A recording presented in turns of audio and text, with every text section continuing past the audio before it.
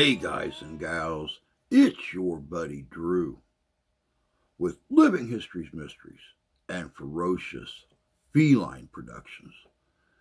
You know, the more that we look into history, the more mysteries we uncover.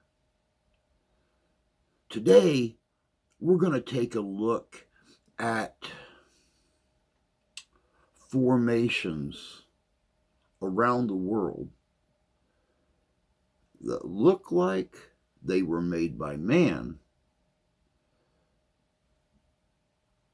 but if archaeology is correct, there's no possible way, because some of these formations predate the arrival of man on this continent by thousands of years. We are talking copper mines, we are talking salt mines, we are talking items of historic curiosity. But I'm not going to go into a lot of detail about it. I'm going to let you check it out, and we'll talk a little bit more at the end. This is good. Lake Superior, the largest of the North American Great Lakes. It is also the largest freshwater lake in the world by surface area. Believed to have first been inhabited 10,000 years ago, after the retreat of the last ice age. However, there exists copper mines upon many of the lake's islands, which many researchers have concluded to be prehistoric. A sophisticated array of tunnels litters the islands, or more specifically, all of North America. Scarred by ancient mine pits as deep as 150 feet, carbon-14 testing of wood remains found in sockets of copper artifacts indicated they are at least 5,700 years old, although artifacts and evidence at some sites have suggested a date far older than what has been put forward. For example, some investigators believe that the mines were not even built by humans, but are the remains of a sophisticated mining operation that was once undertaken by alien visitors many thousands of years ago. Similar in scale to the ancient Carolina mica mines, mica being a material which we use in electrical components. It must be noted that all of these prehistoric mines show evidence of being abruptly abandoned. Whether this is evidence of the death of an unknown king or queen, or evidence for catastrophe is unknown. All along Lakeshore are vestiges of this once highly successful ancient operation. The most astonishing of remnants cataloged publicly has to be the enormous lump of pure copper found in 1771 near the bank of the Ontonagon River. In 1945, it was floated downriver on a raft by a James K. Paul and was eventually appropriated by an agent of the United States government. It was then shipped to Detroit and on to Washington, where it eventually slipped into the bowels of the Smithsonian. Known as the Ontonagon Boulder, it weighs 3,708 pounds. It was apparently well known to Native Americans. According to the Keweenaw Bay Indian community, the boulder was used by tribe members to make offerings to its manito, or spirit, to seek improvement in their health and well-being. Just how old is the Ontonagon Boulder, or indeed the mine from which it came? Although many would like you to believe the mines are less than 5,000 years of age, we think many factors surrounding them suggest that they are far older than that.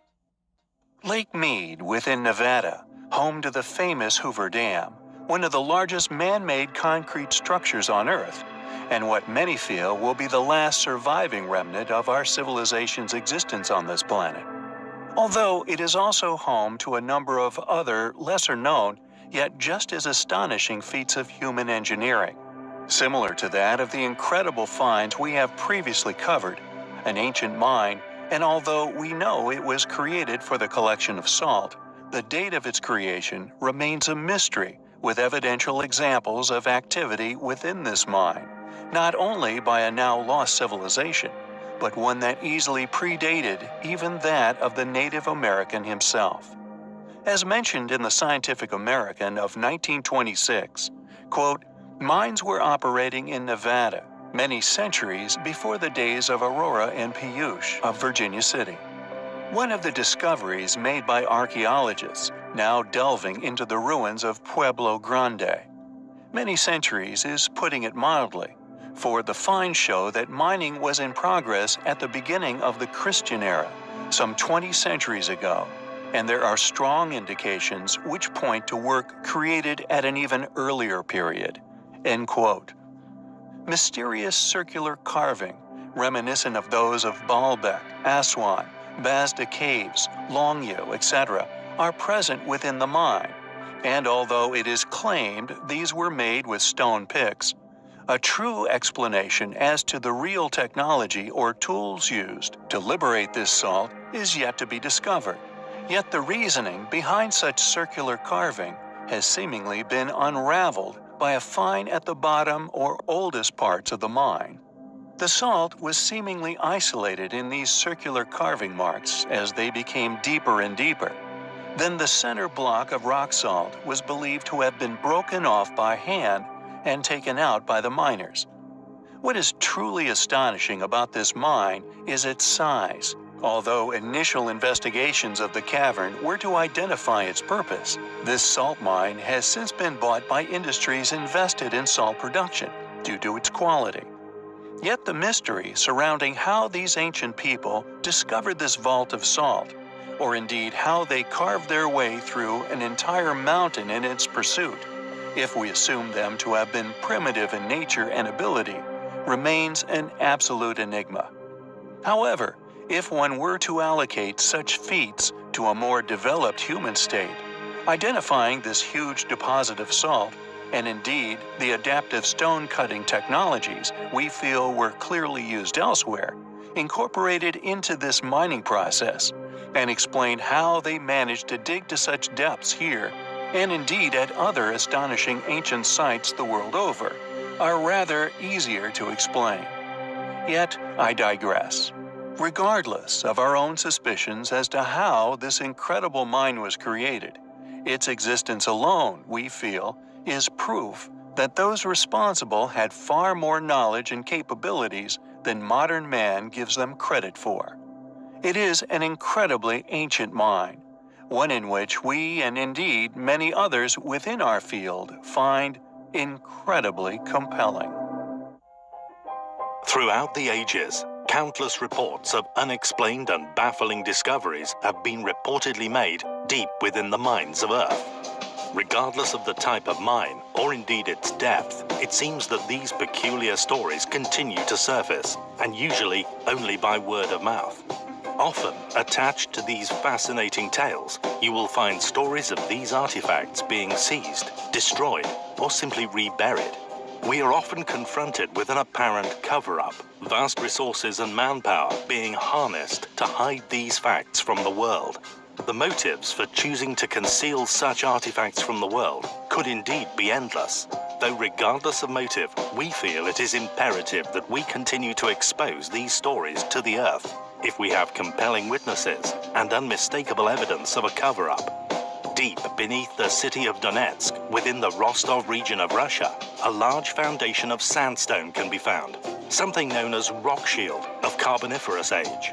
It is about 300 to 360 million years old and is lined with distributions of coking coals that are also of around the same age.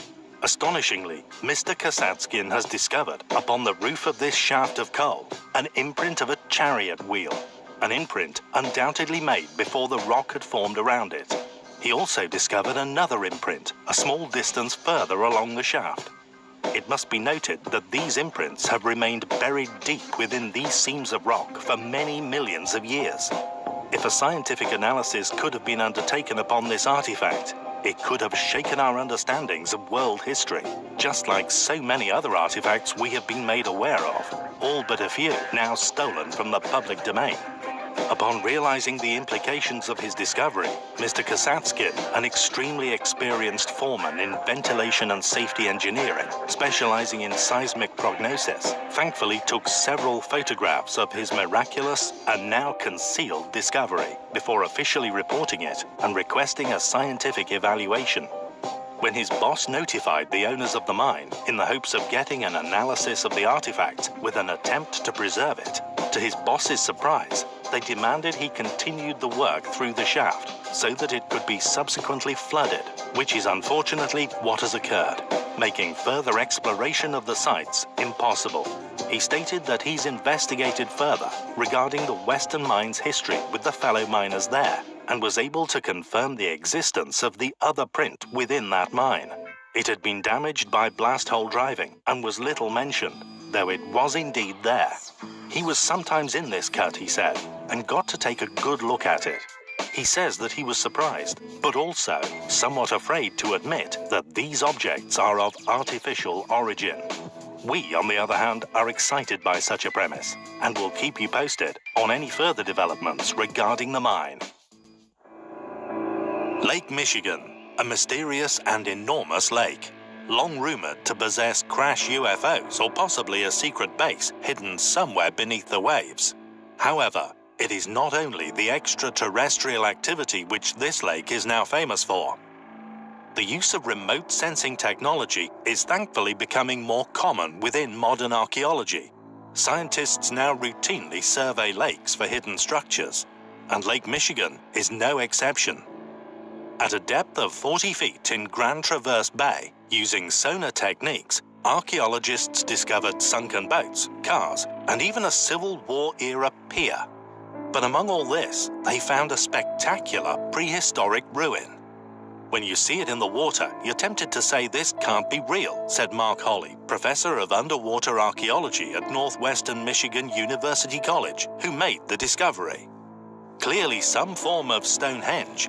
If this site could be confirmed as having been man-made, it would give credence to a theory of people building complex ancient structures within Lake Michigan, back when it was just a dry basin well over 10,000 years ago. Thankfully, during the investigation, a large rock was spotted with what many at the time suspected was an ancient illustration of a mastodon. During a conference in 2007, photos of the boulder from further investigations were displayed, these clearly showing this prehistoric drawing. However, Mark stated that experts were yet to come in and verify it beyond doubt. We couldn't believe what we were looking at, said Greg McMaster, president of the Underwater Preserve Council. Specialists, shown pictures of the boulder holding the mastodon markings, have asked for more evidence. They actually want to see it. Unfortunately, he added, experts in petroglyphs generally don't dive, so we're running into a little bit of a stumbling block there. If found to be true, the petroglyph would be well over 10,000 years old, confirming early post-Ice Age presence of both humans and mastodons in the upper Midwest. If authenticated, it would become an out-of-place artifact, like many other stone circles and other petroglyph sites, this one dated due to the age of the lake. Just who could have built the Michigan Stonehenge? How did they build it? As further investigation is undertaken, we will of course keep you posted on any future developments.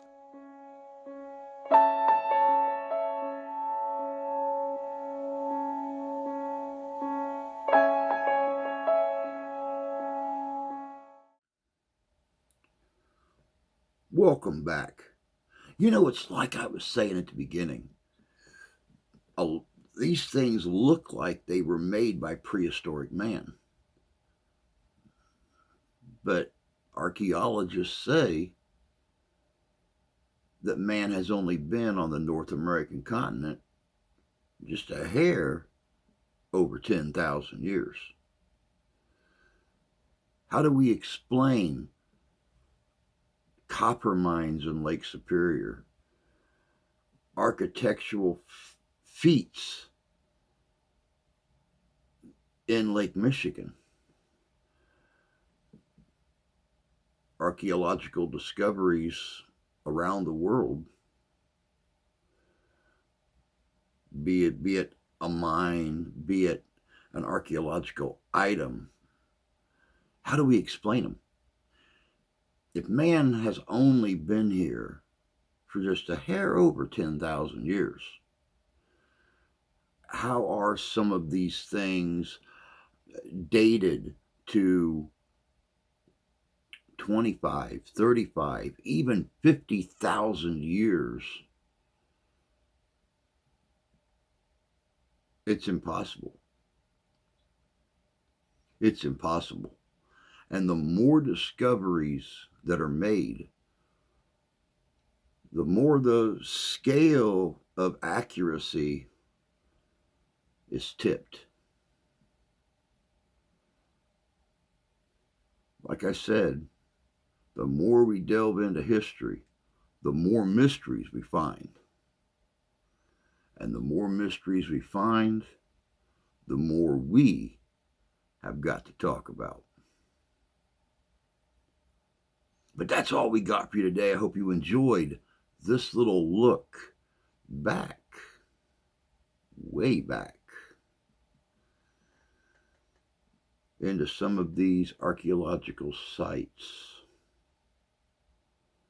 that have been discovered that predate man's arrival in North America. What do you think?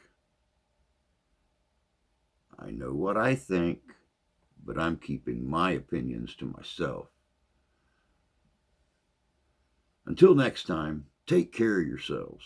Take care of each other. God bless you. God love you. We do. We'll see you out there.